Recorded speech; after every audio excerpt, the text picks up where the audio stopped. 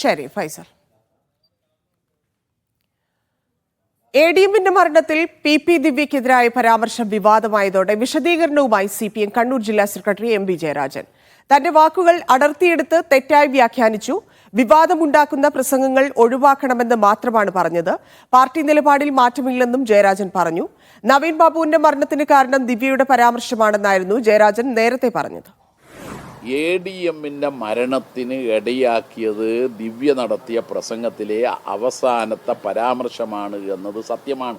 അതുകൊണ്ടാണ് ഞങ്ങൾ പറഞ്ഞത് അത് തെറ്റാണ്. ആ കാഴ്ചപ്പാടാണ് അന്നും ഇന്നും ഞങ്ങൾക്കുള്ളത്.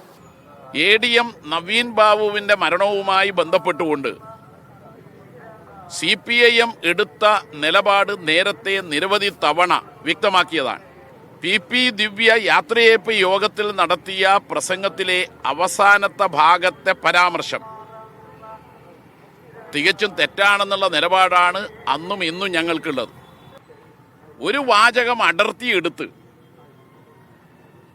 അത് താന്താങ്ങൾക്ക് തോന്നുന്ന വിധത്തിൽ വാർത്ത ചമച്ച് പ്രചരിപ്പിക്കുന്നത് യഥാർത്ഥത്തിൽ CPIM ജില്ലാ സമ്മേളനത്തിൽ നടന്ന കാര്യങ്ങളിൽ നിങ്ങൾക്കൊരു വാർത്തയും കിട്ടാത്തതിനെ തുടർന്ന് വാർത്താ ദാരിദ്ര്യത്തെ തുടർന്നുള്ള ആത്മവഞ്ചന വാർത്തയാണത്.